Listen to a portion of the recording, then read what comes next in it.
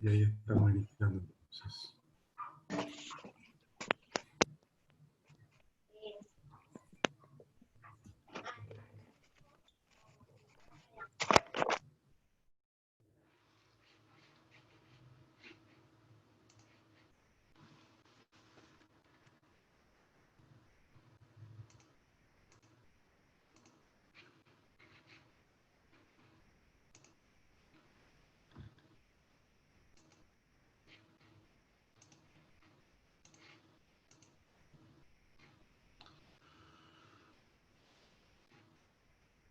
Bueno, en la clase pasada habíamos visto base bíblica de la misión y habíamos visto los 4 pilares, por así decir, de la Biblia que sustentan la acción de la iglesia en función de la misión.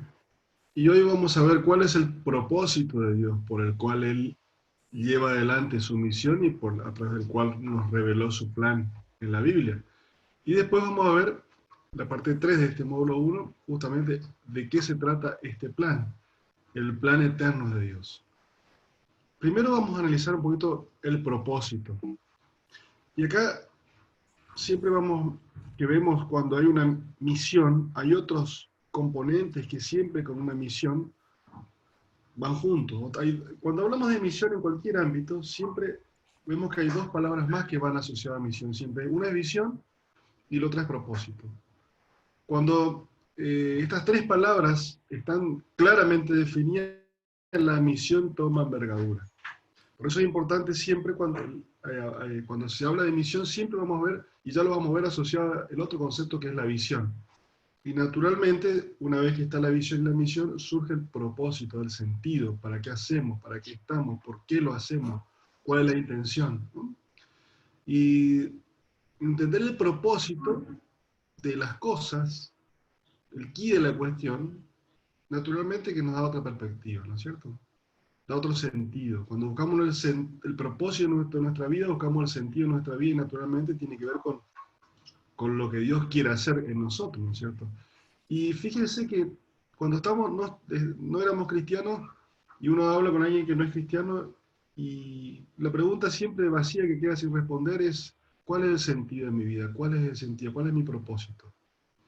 Y esa pregunta, si la persona no viene a Cristo, es muy difícil responderla, ¿no? Porque sabemos que hemos sido fabricados con algún propósito y para que ese propósito en nuestra vida se pueda revelar, el que nos tiene que revelar es el fabricante, ¿no es cierto? Si otro no sabría cómo hacerlo, sino el que nos fabricó, una cosa de sentido común, ¿no es cierto?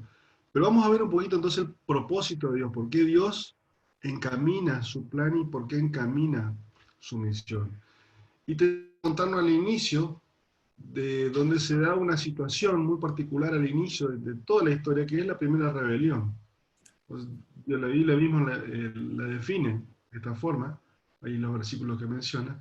Es la primera rebelión. Dios organizó a los ángeles en jerarquía, le asignó niveles de responsabilidad y esfera de servicio. En Ezequiel 28:12 notamos que hay un arcángel muy particular que Dios lo llamó Lucero. Y este arcángel gobernó inicialmente como primer ministro de Dios. Dios lo colocó como una especie de primer ministro. Y Isaías 14:14 dice que, deslumbrado por su propia grandeza, declaró su independencia y presumió ser, esto dice literalmente Isaías, semejante al Altísimo. Semejante al Altísimo. Pretendió ser como Dios, deslumbrado por el poder y lo que Dios había hecho con él, quiso ser mucho más que eso. Y ahí comenzó el problema. Ahí se da la primera rebelión. Satanás no fue el único en su elección. Es evidente que fue seguido por una tercera parte de los ángeles. Esto lo dice Apocalipsis 12:4-7. Una tercera parte de los ángeles lo siguió en esta rebelión. Este fue el primer problema, por así decirlo, ¿no? La primera rebelión que se produce en la creación. Por supuesto que Dios esto lo permitió y Dios sabía que iba a ocurrir. A Dios nada de lo que pasa desde siempre, eh, no se le escapa, y es soberano ante todas las, y absolutamente todas las cosas que por supuesto que lo permitió. Por alguna razón, Dios permitió que esto ocurrió. Y esto ocurrió y se da la primera rebelión. Luego viene una segunda rebelión, y acá no empieza a tocar más de cerca a nosotros, en esta segunda rebelión. Después de la caída de Satanás, Dios empezó otra creación, el hombre. Dios buscó establecer al hombre y a la mujer en un perfecto vínculo con su soberanía. Génesis 2:17. Se le dio a la pareja la capacidad de elegir entre ser leales o no a Dios. Génesis 3:24 estoy citando. Mediante esta acción deliberada, o mejor dicho, mediante una acción deliberada, el hombre declaró su propia independencia y su independencia en la voluntad de Dios. Y acá comienza el problema, ¿no? Acá la segunda rebelión. Acá comienza el problema. Fíjense qué tan actual es esta rebelión hoy en día, ¿no es cierto? Declarar la propia independencia. Reconocer que Dios está, que existe, pero que no se meta en mi reinito que yo he armado. La propia independencia. Este es el cuadro inicial, por así decirlo, la foto del inicio de la historia, ¿no? Dos rebeliones, podemos decir. Entonces es como que Dios tiene un doble problema, pareciera, ¿no? Pareciera. Primero, su lugarteniente, su primer ministro, Satanás, falla y inicia su propio reino, robando la lealtad de un contingente importante de ángeles, un tercio de este Apocalipsis. Y luego, el segundo problema, después de esto, el hombre que es hecho a imagen y semejanza de Dios falla y cae en un estado de pecado y desintegración personal. Esto ocurre en Génesis 3. Génesis 3 es el hito en la historia donde Dios va a comenzar el desarrollo de algo inmediatamente después de Génesis 3. Y acá la segunda rebelión es donde nosotros obviamente nos pega más de cerca, por así decirlo, ¿no? Si bien está relacionado con la primera, por supuesto, y este es como que Dios ahí en Génesis 13 se sienta imaginando y digo, bueno, esta situación tengo. Situación obviamente que, repito, no se le escapa a Dios, y Dios por alguna razón lo permitió, pero esta es la realidad que tiene un impacto en el hombre. Este doble problema que se presenta en la creación, esta situación inicial. Y acá tenemos que referirnos un poquito a qué pasa antes de Génesis 3 con el hombre. Y por qué Dios crea al hombre. Y cuál es el sentido de la vida del hombre. Y para ser feliz, esta famosa frase que uno escucha por todos lados y que no tiene respuesta. Acá en Argentina, algunos de los presentes por ahí se acuerdan que hay un programa que lo conducía un periodista que tuvo 5 años, domingo 10 de la noche, se llamaba Debo Decir, con Luis Novarecio. Un programa periodístico, secular por supuesto, por América se transmitía, y cuando el programa terminaba, él siempre hacía una pregunta a sus invitados. ¿Cuál es el sentido de la vida? Siempre preguntaba, y él mismo decía, yo nunca encontré la respuesta a eso. Y me acuerdo que las veces que hemos mirado el programa, terminaba y la gente no respondía, respondía cualquier cosa, o sea, la felicidad, ser feliz, disfrutar, etc. Bueno, todo lo que es diferente. ¿Cuál es el sentido de la vida? Yo la verdad que me desesperaba por contestar, porque nosotros los cristianos sí sabemos cuál es el sentido de la vida, ¿no es cierto? O sea, sabemos para qué estamos, para qué. Y este sentido tiene que ver con eso que pasó antes de Génesis 3. Y tiene que ver con lo que pasa después de Génesis 3 para adelante, por supuesto. Y en la cruz de Cristo todo se consuma. Pero, ¿qué pasaba antes de Génesis 3? Dios creó al hombre para compartir con él toda su gloria. Y para que el hombre lo glorifique a Dios eternamente. Para que lo alabe. El hombre está creado y puesto en la tierra para glorificar a Dios. Ese es el sentido de nuestra vida. Y el hombre va a ser feliz va a alcanzar la plenitud y va a ser feliz en la medida que glorifica a Dios. Si el hombre glorifica a Dios, el hombre es feliz. El hombre no puede ser feliz de otra forma, por más que busque millones de otras formas, jamás va a ser feliz si no glorifica a Dios. Sencillamente, y esto es una cuestión de sentido común, 100% sentido común. El hombre, si fue fabricado para glorificar a Dios, naturalmente va a ser feliz cuando glorifica a Dios. La Biblia es el manual de la felicidad, el manual del fabricante, como ustedes seguramente habrán escuchado, que se le atribuye. Claro, yo si quiero que esta computadora funcione bien en plenitud, ¿qué tengo que hacer? Leer el manual del que lo fabricó. Y hacer todo lo que dice el manual. Si ya hago todo lo que dice el manual, la computadora va a funcionar al máximo, va a estar en plenitud si yo aplico lo que dice el manual. Lo mismo en la vida del ser humano. Si yo leo el manual del fabricante y aplico lo que dice, la vida va a tener una plenitud y voy a ser usado para lo que fui creado, fabricado. ¿No es cierto? Es una cuestión. Fíjese, lo que estamos debatiendo es puro sentido común, sumado a la revelación bíblica, por supuesto, ¿no? Que ahí toma sentido. Pero la revelación bíblica yo la puedo entender desde el sentido común. Por eso cuando a veces uno dice, bueno, la fe llega y el sentido común son... No, el sentido común yo lo puedo sustentar en la fe tranquilamente y viceversa. Y la Biblia de eso habla, ¿no es cierto? La revelación en nuestra mente, Dios ocupa el sentido común para revelarnos que Dios es un Dios muy lógico, ¿no? Todo es lógica. Y yo lo puedo entender, el plan de Dios lo puedo entender desde el sentido común. Sumado, por supuesto, insisto, la revelación del Espíritu Santo que me hace ver, me hace ocupar mi sentido común para ver la revelación bíblica, ¿no? El hombre fue fabricado para glorificar a Dios. Y el hombre, mientras no glorifica a Dios, no va a ser feliz, no va a tener sentido su vida. ¿Cómo glorifico a Dios? Nos preguntan a veces los chicos cuando uno dice, los alumnos, los jovencitos, ¿y cómo glorifico a Dios? Porque uno dice, bueno, ¿para qué estamos creados? ¿Cuál es el sentido de nuestra vida? Glorificar a Dios. ¿Y cómo glorifico a Dios? Amándolo, honrándolo, obedeciéndolo, en la parte del curso que nos convoca, obedeciéndolo, respetándolo, adorándolo, temiéndole, temor reverente.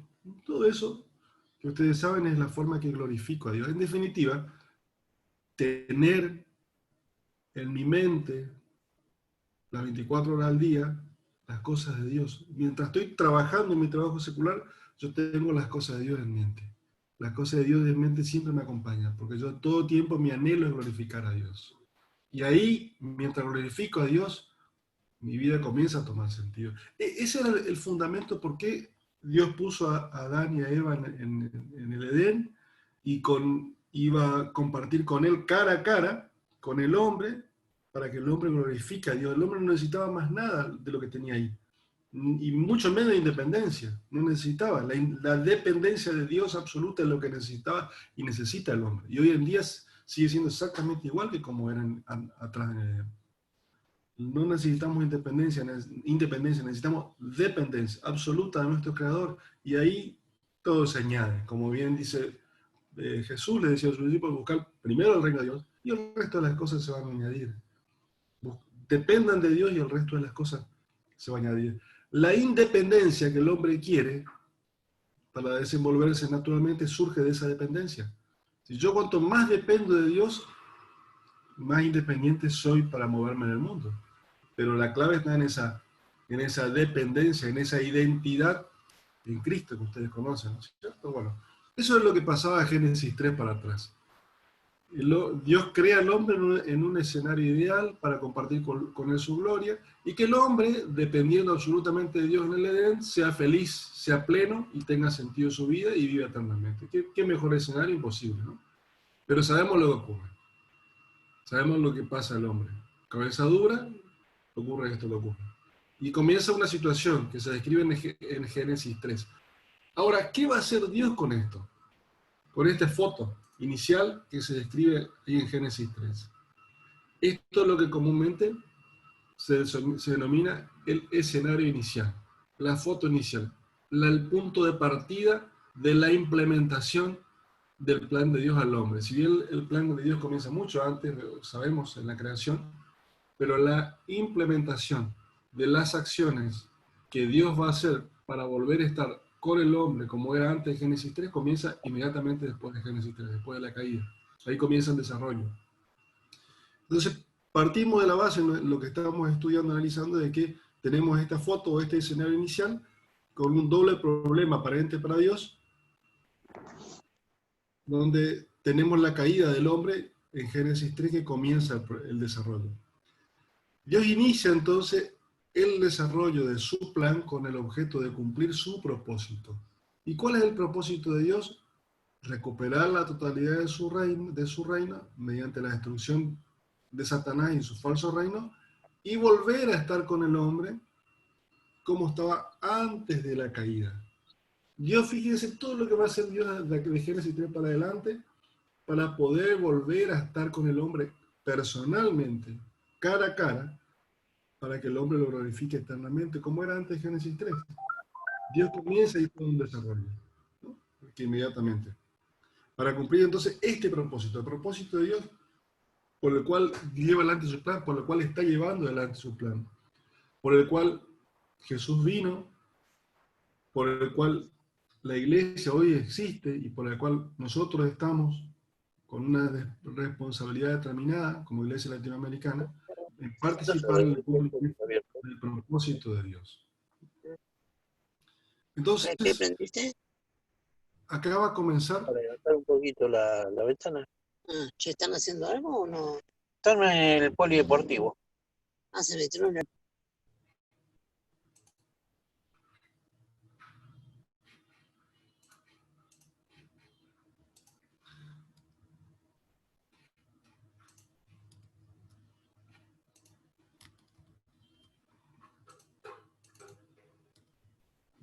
Bueno, ¿me escucha, no? Sí, sí.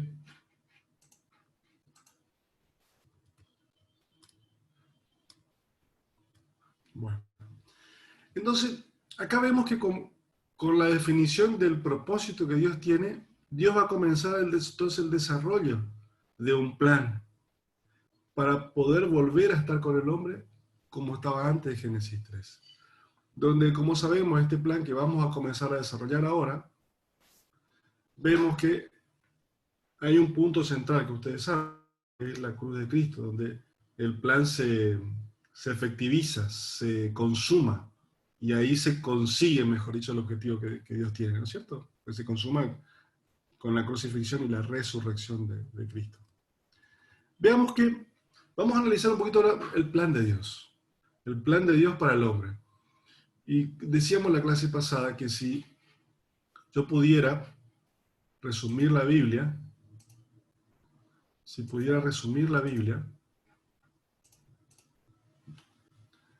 en 2 renglones, diría que toda la Biblia trata, o mejor dicho, cuando nos preguntan ahí por ahí, ¿cuál es el tema central de la Biblia? ¿De qué trata la Biblia?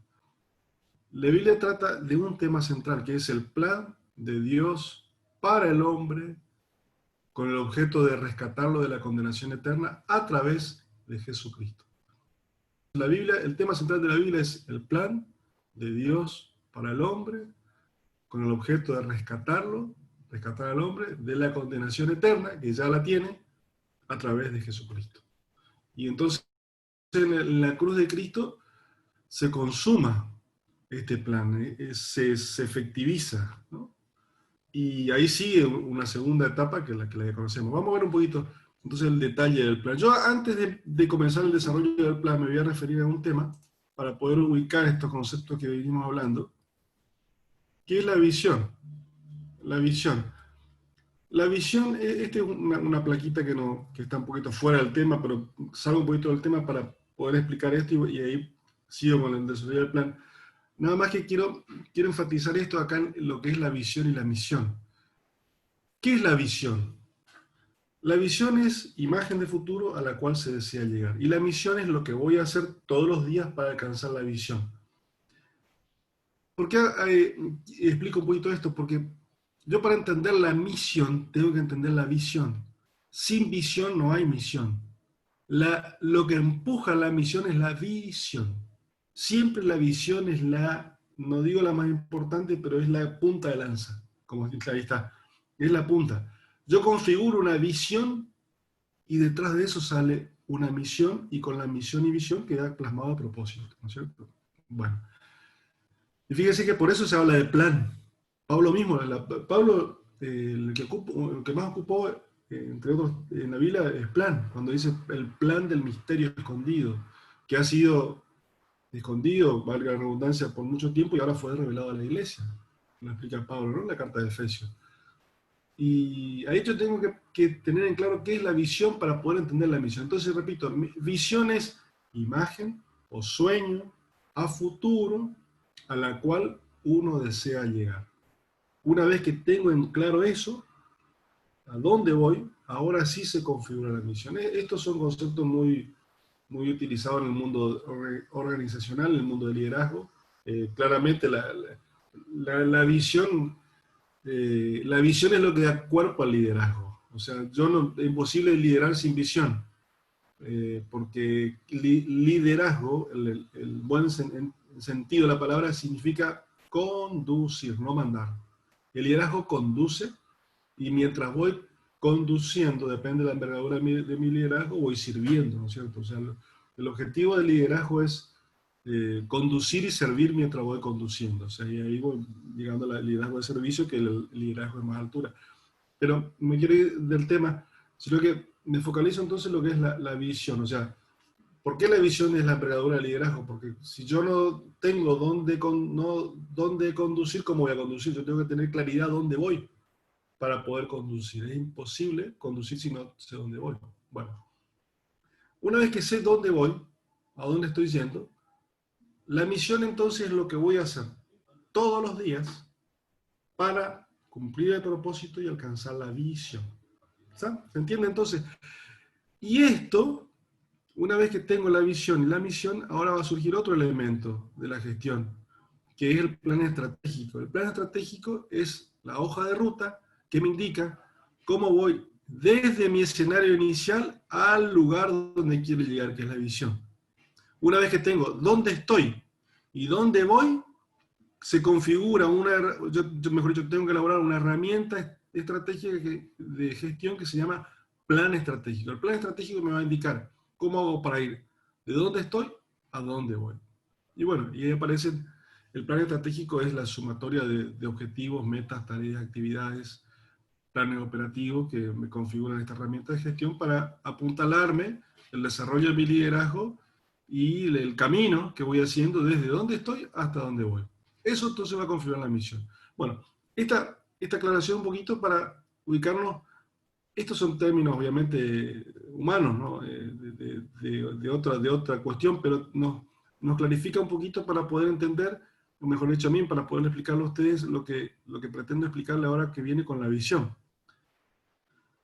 Yo le pregunto, si tratáramos de definir entonces cuál es la visión de Dios, y visión es imagen de futuro a la cual se desea llegar. Y observemos que claramente la visión de Dios,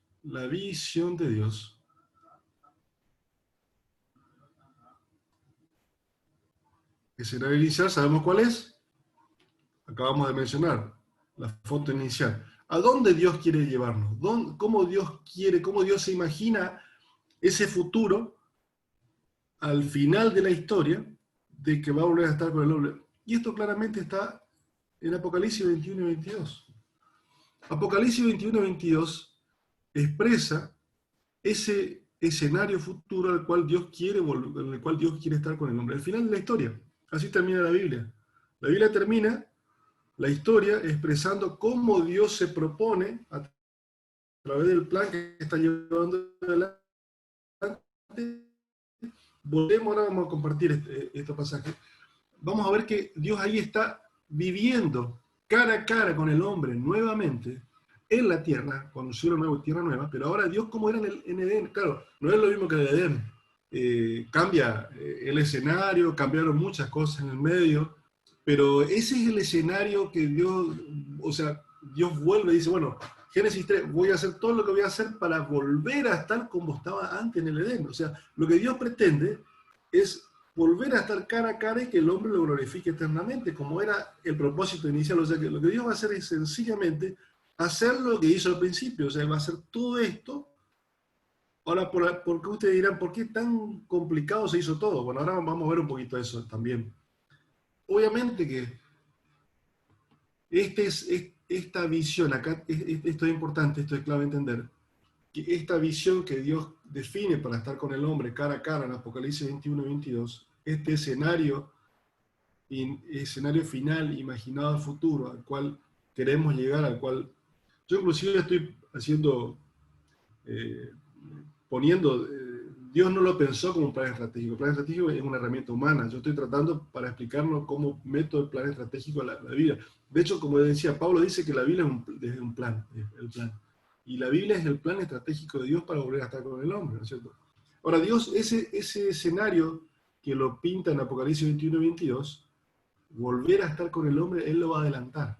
Él adelanta ese escenario, lo trae al medio del plan, a la cruz de Cristo. En la cruz de Cristo, con la crucifixión de Cristo y resurrección, y nosotros, cuando morimos a nuestro viejo yo y aceptamos a Cristo y nacemos de nuevo, entramos a ese adelanto de Apocalipsis 21 y 22, ese adelanto de visión que Dios lo hace, lo trae, nos posibilita y por fe ya estamos viviendo ahí, porque ya no estamos viviendo cara a cara con el hombre como va a ser, con Dios como va a ser en Apocalipsis 21 con un cuerpo glorificado, pero sí ya estamos teniendo una relación cara a cara o personal con Dios. O sea, es un adelanto que Dios hace y la nueva vida cristiana ya comenzamos a disfrutar de esta relación con Dios, de esta relación eterna que vamos a tener, y ya iniciamos un proceso que empieza donde la muerte física es un accidente y una cosa sin importancia, si se quiere, si yo lo veo ahí en este contexto, ¿no es cierto? Entonces, ahí tenemos la visión de Dios y la misión. La visión es el objetivo final. Ahí Dios quiere llevarnos. Leemos un poquito este pasaje precioso donde Dios pinta, donde Dios nos pinta ese escenario visual. Dice Apocalipsis 21. Vi un cielo nuevo y una tierra nueva, porque el primer cielo y la primera tierra habían dejado de existir, lo mismo que el mar. Vi la santa ciudad, la nueva Jerusalén que bajaba del cielo, procedente de Dios, preparada como una novia hermosa vestida para su prometido. Oí una potente voz que provenía del trono y decía, aquí entre los seres humanos está la morada de Dios. Fíjense, tal cual como era en Génesis 3 para atrás, en el Edén, y esta morada que Dios va a adelantar en la cruz de Cristo, pero que físicamente vamos a volver, porque fíjense cómo acá toma sentido y el ánimo nuestro, la perspectiva eterna, como bien lo describe Pablo en Corintios 15, donde habla de la resurrección, y cómo nosotros vamos a ser, nuestro cuerpo va a ser constituido nuevamente en un cuerpo glorificado y vamos a poder vivir como con el cuerpo ahí en la nueva Jerusalén, en este escenario que Dios da, ¿no es cierto? Dice, Él acampará en medio de ellos y serán su pueblo. Dios mismo estará con ellos y será su Dios. Él les enjuagará toda lágrima de los ojos. Ya no habrá más muerte, ni llanto, ni lamento, ni dolor, porque las primeras cosas han dejado de existir. Fíjense, es tremendo esta afirmación que Dios hace de cómo es su escenario futuro, cuál es la visión, cuál es el sueño, a dónde apunta, cómo Él va a... Porque acá, después de Apocalipsis 21 y 22, o sea, de ahí viene o sea, eternamente vamos a estar viviendo acá en un cielo nuevo y una nueva tierra, acá en la tierra, ¿no es cierto? Que es la nueva Jerusalén. Ese es nuestro destino final. Ese es nuestro lugar definitivo. Cuando preguntamos cuál es nuestro lugar definitivo, es ese, el que describe en Apocalipsis 21 y 22. Todo lo hacemos yendo para ese lado. Dios ya tiene definido y por eso nos reveló. No estamos eternamente en el cielo y viviendo. O sea, vamos a estar nuevamente como lo escribe acá, Apocalipsis 21 y 22. Dice, ya no habrá más muerte ni llanto, ni lamento ni dolor, porque las primeras cosas han dejado de existir. Esto lo leí. El que estaba sentado en el trono me dijo, yo hago nuevas todas las cosas. Yo hago nuevas todas las cosas. El que está en Cristo, lo dice Pablo, nueva criatura es. El que está en Cristo, nueva criatura es. Gálatas 2:20, ya no vivo yo, Cristo vive en mí. Yo hago nueva todas las cosas. Nueva criatura, nueva creación. Y nosotros, ¿cómo entramos a la nueva, bueno, ustedes saben, la nueva creación, la nueva vida en Cristo, ¿no? Ahí comienza. Y añadió, y acá enfatiza, Dios le enfatiza a Juan, el Espíritu Santo que le está dictando esto. Escribe, porque estas palabras son verdades y dignas de confianza. Esto es, diría Dios, ya está, esto es un hecho. Esto es así, ya está determinado. No hay algo, yo no creo que haya nada más contundente, como todas las revelaciones bíblicas, de declaraciones que estas que Dios expresa acá, como cada una de sus declaraciones de la Biblia, ¿no es cierto? Esto ya es un hecho, ya escribe porque son palabras verdaderas y dignas de confianza. También le dijo, ya todo está hecho, ya todo está hecho. Cuando Cristo lleva adelante la obra de la cruz, ¿qué es lo que dice cuando está a punto ya está en sus últimos minutos antes de ser crucificado? Cuando está colgado de arriba, dice, consumado es. Consumado es, dice, hecho está. Con esto de Jesús abrió las puertas de todo esto. La cruz de Cristo o sea, Apocalipsis 21 y la cruz de Cristo, hay un hilo muy contundente de donde se consuma el escenario final a futuro, donde Dios acá en Apocalipsis 21:6 dice, ya todo está hecho, en línea con lo que Cristo dice, consumado es, ya todo está, hoy ya está todo listo.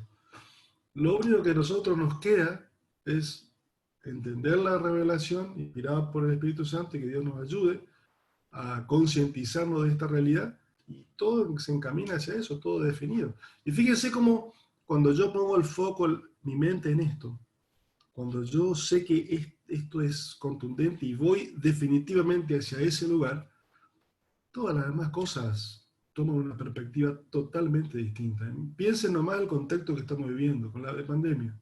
Díganme si yo cuando pienso en esto y leo dignos de confianza y todo está hecho y ya no habrá más muerte ni llanto y dice, y Dios acampará con nosotros, y cuando esto se hace real en mi mente y yo estoy con esto, ¿qué perspectiva toma este contexto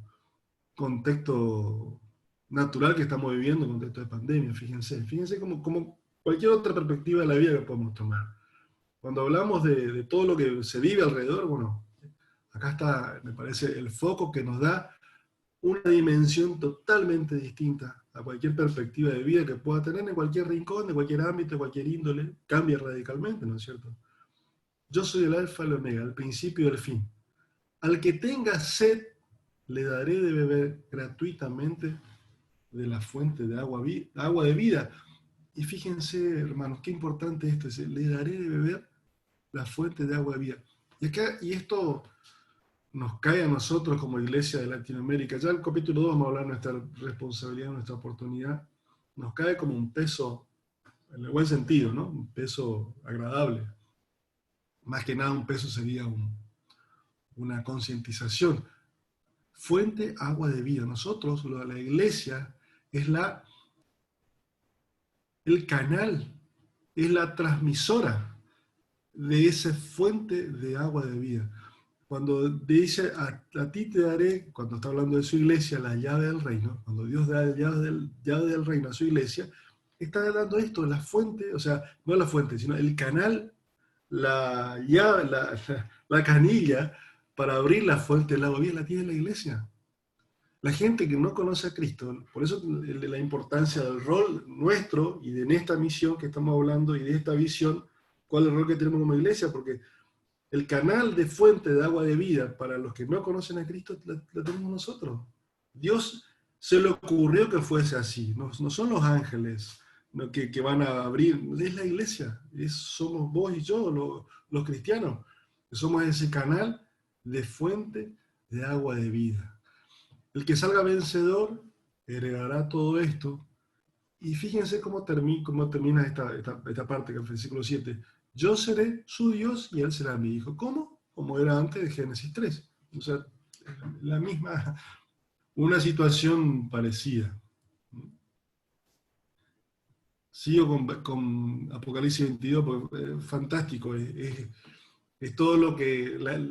toda la revelación que yo no me termino de gozar. Cada vez que leo esto me gozo y me alegro, y de cómo este privilegio de poder acceder a esta revelación, que Dios nos pueda decir esto, lo que Él va a hacer, es impresionante, que Dios tenga, que lo que Él pretende hacer nos cuente, nos cuente sus secretos, nos cuente lo que Él quiere hacer, cómo lo que tiene pensado hacer, lo que tiene planeado. Y Él nos revela y nos dice y nos habla, y nosotros, veremos qué hacemos con esto después, por supuesto, en cuestión de nuestra conducta proactiva, ¿no? Pero es fantástico, nos gozamos cuando recibimos esta revelación de parte del Señor, que Él nos comparta lo que Él quiere hacer. Esto es realmente algo que nos llena de alegría. Capítulo 22, versículo 1. Luego el ángel me mostró un río de agua de vida, claro como el cristal, que salía del trono de Dios y del Cordero, y corría por el centro de la calle principal de la ciudad. A cada lado del río estaba el árbol de la vida, como estaba antes. Insisto, un escenario distinto, pero a la vez parecido, ¿no? Que produce 12 cosechas al año, una por mes, y las hojas del árbol son para la salud de las naciones. Ya no habrá maldición. Claro, no hay maldición como era antes. El pecado no había entrado. Ahora el pecado ha sido retirado, ¿no? Cristo venció el pecado en la cruz, y esa garantía Dios nos da, ¿no es cierto? El trono de Dios y el Cordero estará en la ciudad. Fíjense, el trono de Dios y el Cordero estarán en la ciudad. O sea, acá la Trinidad ya comienza, o sea, la Trinidad en pleno. Sus siervos lo adorarán. ¿Para qué fuimos creados? ¿Para qué fue creado el hombre allá en el Edén? Para adorar, para glorificar a Dios. Acá por fin el hombre va a hacer lo que tiene que hacer, para lo que fue creado, no para adorarse él mismo, no para glorificarse él mismo, como lo hace el hombre desde Génesis 3 hasta de toda la... No, ya sus siervos lo adorarán. Por fin el hombre va a hacer lo que tiene que hacer. Lo verán cara a cara y llevarán su nombre en la frente. Ya no habrá noche, no necesitarán luz, de lámpara ni de sol, porque el Señor Dios los alumbrará. Y reinarán por los siglos de los siglos. Qué tremendo esto. Reinarán, no dice 100 años, no dice 1000 años, no dicen 10.000 años, dice siglo de los siglos. Trillones y trillones y trillones y trillones de años. ¿Qué es eso comparable con una vida de 80? No sé, que no tiene comparación. Como máximo, ¿no? No tiene comparación. Trillones y trillones. Y fíjense cuando el Espíritu Santo no nos revela, nosotros, el ser humano, no entiende eso, que nunca puede comparar 80 años con trillones y trillones de años. No tiene ni ponerse a analizar, ¿no es cierto? Y sin embargo, el entendimiento del hombre, por supuesto, está velado para entender esa dimensión. No entra en nuestra cabeza. Por los siglos de los siglos. Y el ángel me dijo, otra vez, fíjense como lo dijo en Apocalipsis 21 de vuelta, estas palabras, o sea, son verdaderas y dignas de confianza. Lo vuelve a repetir. Fíjense que es curioso que Dios repita, lo hace muchas veces en la Biblia, pero cuando Él repite, quiere enfatizar algo, lo vuelve a enfatizar. esto es digno de confianza y son verdaderas. El Señor es el Dios que inspira a los profetas. Ha enviado a su ángel para mostrar a su siervo lo que tiene que suceder sin demora. Muy interesante, ¿no? Eh, muy interesante la expresión de,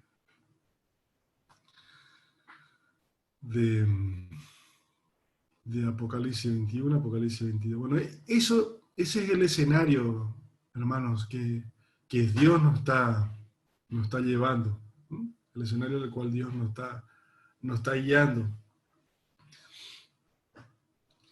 Eh, Esto entonces, por supuesto, ¿se escucha bien? ¿Se entiende? Hola, ¿Sí? ¿Sí? hola hermano, buen día. Una consultita quería hacerle. ¿Sí? ¿Cómo no? Soy Victoria. Yo tengo acá, o sea, tengo el libro de Misión Mundial, lo tengo hace ¿Sí? Yo estoy tratando de ubicarme en, bueno, la primera clase yo no pude asistir porque me inscribí a la tarde, a finalizarla, y quería saber en qué parte del libro me puedo ubicar en lo que estás, bueno, en la clase de hoy porque no encuentro ubicarme. Estoy en la lección 2, que, bueno, el libro, o sea, el título de la reflexión es ¿Están perdidos? Y no, o sea, no logro como centrarme en Claro, no, no me puedo orientar. esto es el capítulo 2 del libro. Esto es un Sí. resumen del capítulo 2. No, Ah, vos ves que el anterior no es una transcripción del libro, porque si sería transcripción del libro, usted ya lo tiene el libro, no tendría sentido transcribir el libro. Esto es un resumen. Yo lo que hago es resumir, y yo estoy sumando acá el capítulo 1 también. El bueno, capítulo 1. perfecto. Capítulo 1, fíjate, del capítulo 1 vos puedes sacar, ahí son 4 cosas muy concretas del capítulo 1. Ujú. La Biblia nos da un mandato, nos da un mensaje, nos dice cómo hacerlo y nos da el poder, mejor dicho, nos respalda con el poder de Él para llevarlo adelante. Esos son los 4 ítems del capítulo 1. Ahora Sí. bien, esas 4 cosas del capítulo 1 yo lo tengo que poner en un contexto. Ujú. Y ese contexto lo pinta el capítulo 2. Lo que estoy haciendo en realidad, el capítulo 2 lo estoy poniendo en... Claro, el libro no te habla de un plan estratégico, no te habla de la visión y misión. Eso lo dice el libro. Eso yo lo estoy poniendo en contexto para poder entenderlo, Ah, para ir un perfecto. poquito. Está bien, Sí, sí. bárbaro, listo, entonces. O sea, si lo que vos puedes hacer es leer el libro y Sí. complementar con estos gráficos. Ahora vamos a ver un gráfico que también que te va a ayudar un poquito más, que es el plan de Dios en su contexto, graficado. Que el libro no lo tiene, no tiene un plan de Génesis 3, Apocalipsis. El libro lo que cuenta es lo que relata todo lo que pasa. Fíjate que el capítulo 2 empieza, sobrevuela el Antiguo Testamento, después habla de Israel, va contando todo el plan de Dios. Lo que no puntualiza es el centro de la visión y la misión. Ah, perfecto. Pero te sugiero, o sea, y también tu pregunta, porque es válido para otros que puedan preguntar lo mismo, en la relación puntual entre el libro y las placas. Las placas no es una copia taxativa del libro. Estas placas que compartimos es una interpretación o una complementariedad del texto que está en el libro. Yo, Bárbaro. ¿de dónde saqué y por qué hice las placas? Cuando yo estudié el libro, me puse a bosquejar esto y ahí fue que entendí y complementé muchas de las cosas que están en el libro. Es como una complementariedad. Pero yo esto no lo podría hacer sin la base del libro. ¿Se Perfecto. entiende? Sí, ahora sí, porque yo estaba desorientada porque bueno, no sabía esto ahora que me compartís, Claro, así que perfecto. Perdón la claro. interrupción, pero no quería. No, otros también pueden pensar exactamente.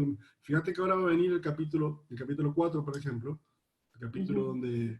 donde habla un poco del libro de Hechos, porque es la misión y la iglesia, es el mismo tema, sobrevolamos Hechos, pero no nos detenemos tanto en los detalles que cuentan libros de hechos, porque eso, sino que vamos un poquito más allá de la conclusión y qué hacemos.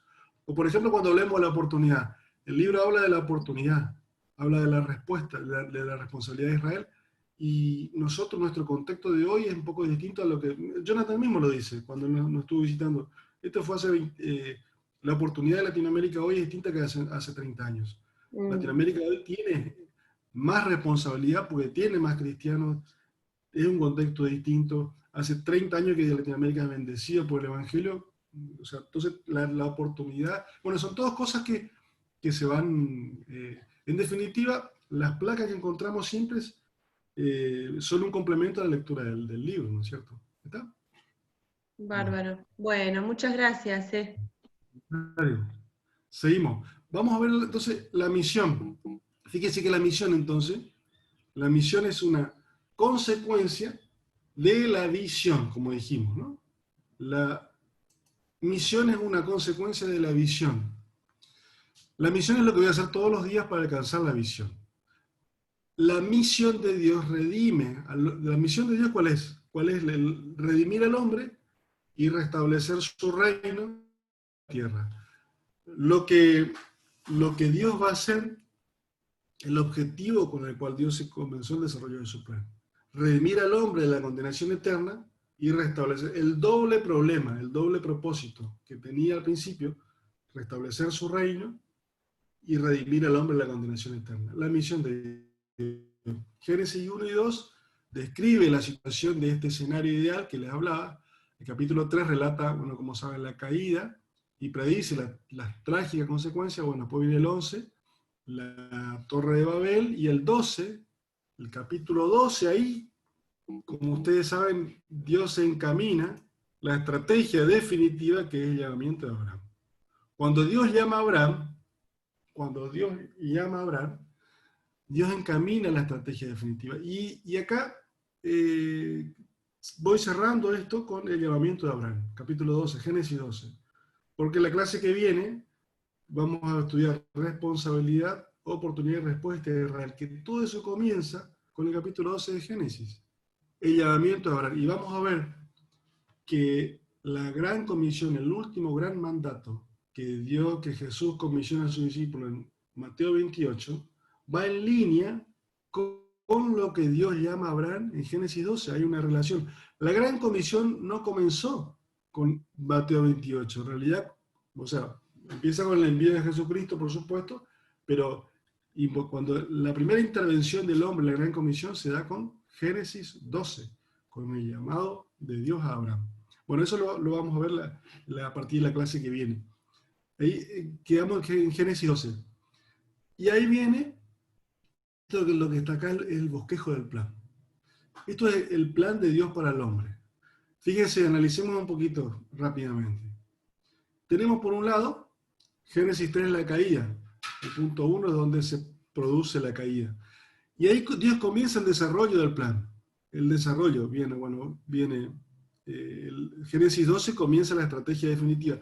Y a partir de Génesis 12 comienza Dios la creación de una nación que tenía la función de comunicar el mensaje de salvación. Fíjense que todo el Antiguo Testamento es la preparación de la venida de Cristo. Y Israel es un actor principal porque es el que va dentro del seno de la nación de Israel se desenvuelve el ministerio de Cristo, y Israel después tenía la función de comunicar lo que Cristo iba a hacer en la cruz. En el punto 2 y 3 es la venida de Cristo, se produce la salvación del hombre, se efectiviza, por así decir, la cruz, la resurrección, y el punto 4 comienza la etapa siguiente, que es la época de la iglesia, la venida del Espíritu Santo, Cristo se va, viene el Espíritu Santo, y comienza la comunicación del rescate del hombre. Tenemos la preparación del rescate que se produce entre el 2 y el 3, que es la venida de Cristo, y después viene la comunicación del rescate. Y ahí fíjense que comienza a plasmarse la etapa donde estamos involucrados nosotros. ¿Dónde estamos? Y la pregunta que comenzamos a hacernos es, ¿dónde estamos nosotros? ¿Dónde estás tú y dónde estoy yo? En esta parte del plan. Etapa en la que estamos tú y yo. La etapa en la que estamos involucrados. etapa en la que está involucrada la iglesia. Está involucrado el actor principal, es el Espíritu Santo. El libro de Hechos, que comienza inmediatamente, después de la venida de Cristo, ahí el Espíritu Santo comienza su rol protagónico. De hecho, los hechos, muchos teólogos manifiestan, en realidad son hechos del Espíritu, ¿no? O sea, los hechos del Espíritu Santo, no el libro de Hechos.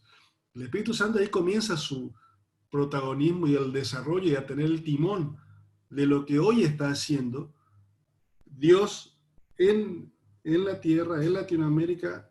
Él lo está llevando adelante, el Espíritu Santo. Y nosotros estamos involucrados con el Espíritu Santo, siguiéndolo en lo que Él quiere hacer en esta tarea que Dios nos dio. Por eso es muy importante entender y poder ver la perspectiva de la historia, cómo venimos, cómo vamos para allá y qué es lo que hacemos. Es muy importante esto, hermano. En nuestra vida, la precisión de lo micro, yo lo logro teniendo conocimiento de lo macro. Yo cuando quiero hacer acciones micro y ser preciso, yo necesito tener un contexto macro. Necesito saber, esto lo dice una ley de liderazgo, la ley de la intuición de John Maxwell. Lo preciso de lo micro está sustentado en tener un conocimiento de lo macro. Yo tengo acá una perspectiva macro de la historia. Sé cómo viene después, todo el plan. Bueno, ahora yo tengo que ver en este plan, dónde estoy yo, dónde está la iglesia, cuál es la misión, cuál es el tiempo, observar lo que Dios está haciendo. ¿Cómo yo traslado este gráfico, este plan, a hoy la iglesia latinoamericana? ¿Cuál es el rol de la iglesia latinoamericana en este plan? Yo tengo que entender el momento de la historia que estamos y el momento del plan, lo que viene después. La venida de Jesús, que es inminente, el Espíritu Santo, que hace 2000 años que está con un rol protagónico en la tierra, guiando a la iglesia, y observar en Latinoamérica qué está haciendo el Espíritu Santo. Esta es nuestra oración. Señor, muéstranos qué es lo que estás haciendo acá en Latinoamérica respecto a la misión. De una, obviamente, no mencioné, pero estoy asumiendo que todos estamos con el foco en la misión, ¿no es cierto? O sea, estamos expectantes de, quiero hacer misión. Ya ni hablo, fíjense que yo ni hablé de la necesidad de hacer misión, porque es una obviedad, ¿no? O sea, es obvio, decir que tenemos que hacer misión es una obviedad. O sea, obviamente, ahora, en esto de hacer misión, en esto de evangelizar a mi vecino, ocuparme del último musulmán, en esto de simultáneamente hacer misión, lo que tengo que ver es ver el contexto y ver que el Espíritu Santo, acá, el actor principal en esta etapa, el actor, más bien la Trinidad es principal, por ahí una expresa cosa que puede salir de contexto, ¿no es cierto? Pero me entienden, ¿no es cierto? El actor, el que está ejecutando, por así decir, el gerente, si se quiere, no el directorio, el gerente, por decirle, el Espíritu Santo, ¿no? Que está llevando adelante la tarea. No soy yo, no es mi iglesia sectorial que está llamada a salvar el mundo, como muchas veces uno piensa, no, mi iglesia, Dios me llamó, no, yo tengo que ver qué quiere hacer el Espíritu Santo en esta parte de la historia, teniendo en cuenta esta urgencia, sabiendo cómo termina la historia, Apocalipsis 21. Fíjense, hermano, Apocalipsis 21 nos da una perspectiva, nos da una tremenda fuerza para hacer las cosas, nos da una claridad donde vamos. Y esto es fíjense el sentido común y una cosa básica de motivación. Si yo conozco cómo termina la historia, yo voy a estar motivado en esto, en lo que tengo que hacer. La etapa que estamos nosotros y yo, está motivado por saber cómo sigue, por la revelación que Dios nos dio. Por algo Dios nos dio la revelación y nos muestra todo, para que sepamos cómo es. Bueno, en este contexto yo tengo que observar, ¿qué está haciendo el Espíritu Santo en Latinoamérica? ¿Qué está haciendo el Espíritu Santo en mi ciudad, con el contexto de Latinoamérica, con el contexto de los no alcanzados? Menciono Latinoamérica porque claramente tenemos por un lado un foco no alcanzado, los musulmanes, y otro foco súper alcanzado, Latinoamérica. Tenemos desbalanceado. En la visión global de Dios hay iglesias muy bendecidas y a otro lado una iglesia. Eso es lo que yo tengo que ver como iglesia, como cristiano, este desbalanceo existencial que hay. Continente hiper bendecido y otro continente en la sequera total espiritual, en la desintegración total del hombre, ¿no? O sea, es este desbalanceo que le duele a Dios y que revela a su iglesia para que vamos a ver, y esto es lo que tengo que ver, esto es lo que el Espíritu Santo dice. Esta es la oportunidad que vamos a hablar la semana que viene en Latinoamérica. Este desbalanceo, hermano, veamos cómo ve Dios y por qué Dios nos muestra Apocalipsis 21, por qué nos muestra lo que nos muestra. Y ahora veamos qué Dios quiere hacer en nuestro continente, qué Dios quiere hacer en nuestro barrio. Fíjense que yo, la actividad que hago en mi iglesia todos los días, y sigo haciendo lo que hago, lo hago con esta perspectiva. Y fíjense lo que acá le voy a mostrar algo. Yo en esto tengo que pedir al Espíritu Santo que me guíe un plan de vida. Yo tengo que también armar un plan de vida, que de hecho lo tengo, seguramente ustedes lo tienen. Por más que no lo tengan escrito, estoy tratando de configurar, cuando uno habla y dice, ¿y yo qué puedo hacer para el Señor? ¿Y Dios qué quiere que yo haga? ¿Y cómo puedo servir? ¿Y qué talento me dio? Y bueno, todas las preguntas que uno siempre se hace, esto es lindo para charlar con los jovencitos. Y esto que le voy a mostrar es para que ustedes compartan con sus jovencitos de la iglesia, que están tratando de cómo hago para agradar a Dios, cómo quieren servir a Dios, pero no cómo. Bueno, primero yo a los jóvenes tengo que mostrarles la película completa. Eso debo mostrarles. Cuando Pablo dice, Dios en Efesios me llamó para aclarar a todos cuáles son los secretos del misterio escondido que ahora Dios le va a la iglesia, Pablo está diciendo aclarar, o sea, mostrémosle la película completa. Cuando hablamos con nuestros jóvenes en la iglesia, mostrémosle por favor la película completa. No subestimemos su inteligencia y mostrémosle completa. Miren, esto es la película completa. Esto es la historia. Y ahora, jovencitos, ustedes hagan su plan de vida. Hagan su plan de vida. ¿Cómo hago mi plan de vida? Inclusive motívenlo para que lo escriban, para que tengan una visión, que tengan un sueño, que tengan una misión, que obviamente ahí está el detalle. Esta misión y esta visión, este sueño, este plan de vida que nuestros jovencitos van a armar tiene que estar en línea con el plan de Dios. Y fíjense, cuando hago un plan de vida, cuando yo hago un plan de vida, yo puedo escribir, hacer mi plan de vida en esta hoja, una hoja en blanco.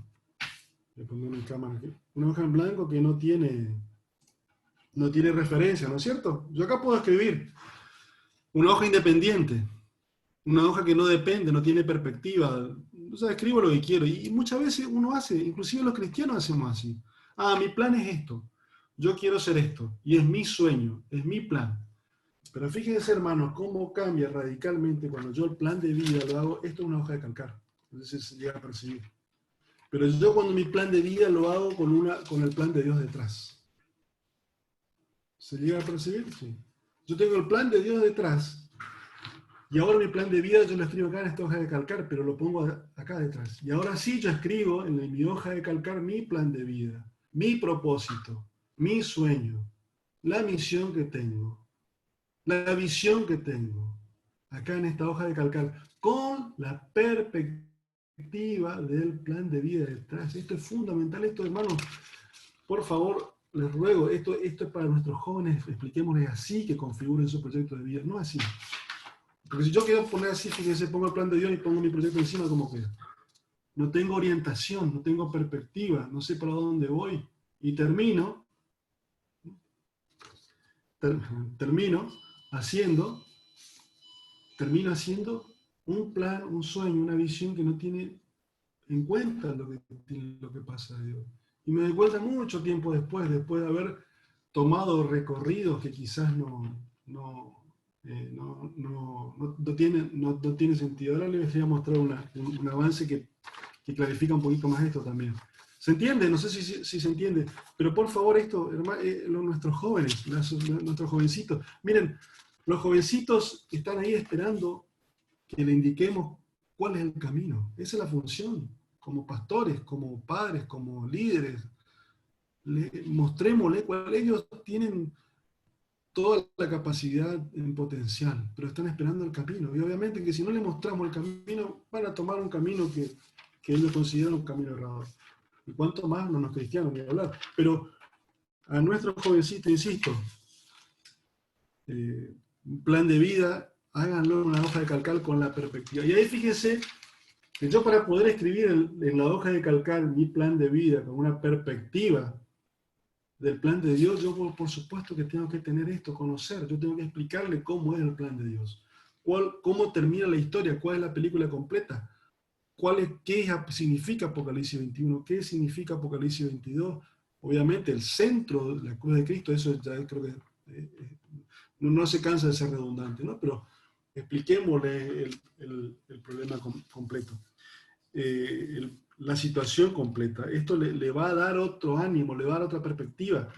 Y acá fíjense que en esto hagamos el plan de mi iglesia acá. Hagamos el plan de mi iglesia acá, mi plan evangelístico, mi plan de actividades.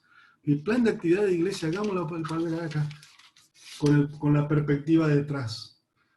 Porque acá yo necesito desesperadamente ver, saber qué el Espíritu Santo quiere hacer en mi ciudad, en mi continente, en mi país.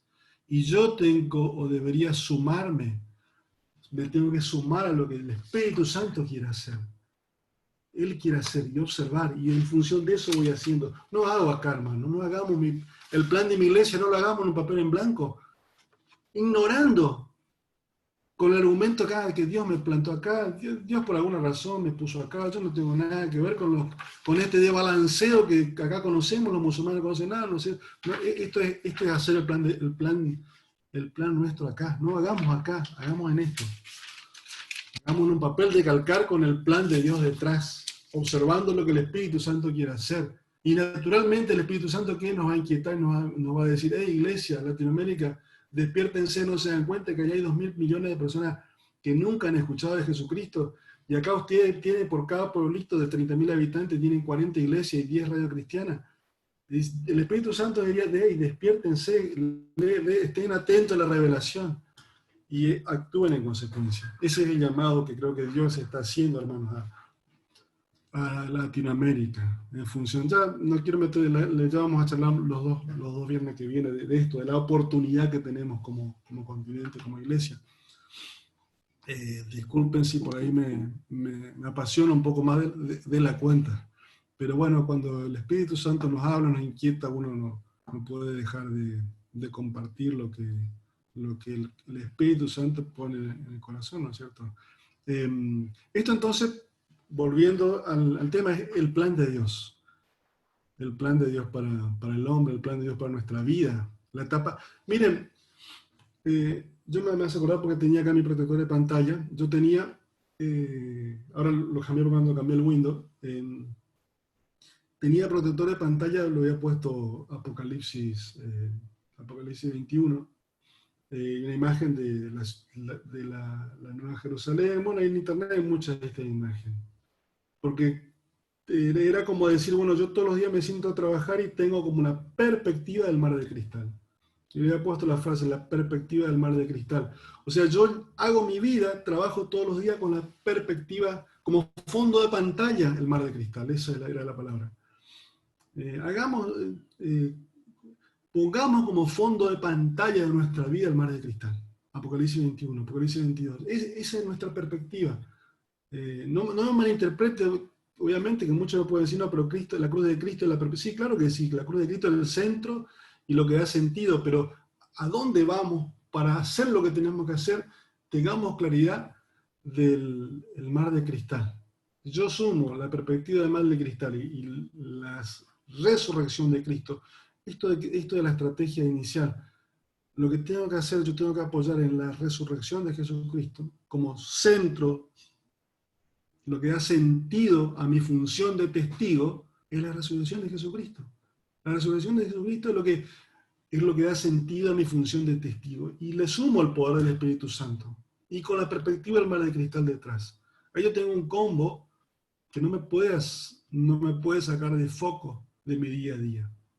Repito, la perspectiva del mar de cristal de fondo.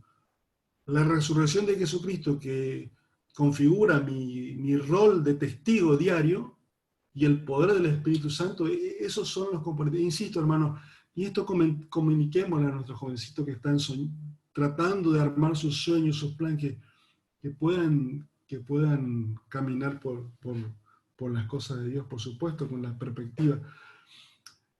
Y hay algo más que uno puede ver en esto de ver de la perspectiva. Yo me gozo y cada vez que leo, y hay una canción, me refiero a Apocalipsis 4, la adoración celestial.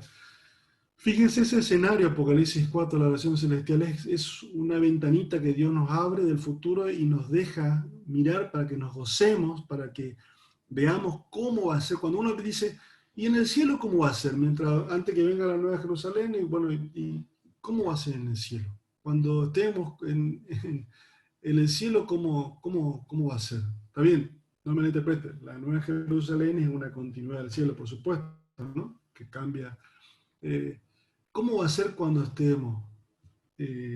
Y el Señor nos revela ahí en Apocalipsis 4 una ventanita que nos muestra a la adoración celestial. Y nosotros ahí adorando la Trinidad completo. Ahí la Trinidad ahí adorando y la iglesia adorando al Dios. Hay un tema de Danilo Montero que canta, que dice, al estar ante el mar del cristal. Hermosa canción, cuenta este tema. Y esto tiene que ver con esta perspectiva y nos da también ánimo de cómo siguen las cosas. Y fíjense, con este contexto, repito, volvemos a nuestra realidad hoy acá en Latinoamérica de la situación de pandemia. Y casi es irrelevante, ¿no es cierto? Casi irrelevante la situación, me refiero, cuando uno ve las cosas con la perspectiva que Dios nos muestra, nos deja ver, toma otra dimensión, ¿no? Muy bien, hermano. Muy bien, con esto creo que estamos. Me quedan algunas cosas más que después le voy a compartir. Quería repasar el motivo por el cual, bueno, pero ¿por qué vino Jesús? ¿Por qué le crucificaron? Bueno, ustedes saben, ¿no? Conocen charlamos un poquito la vez pasada porque también es un motivo que a veces los jovencitos nos preguntan, ¿pero por qué murió Cristo? ¿Pero por qué? ¿Por qué Dios no lo perdonó directamente? ¿Por qué tuvo que morir? Y el motivo que tiene que ver con esto también, de por qué Dios no pudo delegar en otro que haga eso, la redención, porque Él personalmente tuvo que hacerlo, ¿no? Que es un motivo también para los jóvenes. Lo vamos a charlar la próxima clase, no quiero abusar del tiempo. Con esto estamos terminando, hermanos.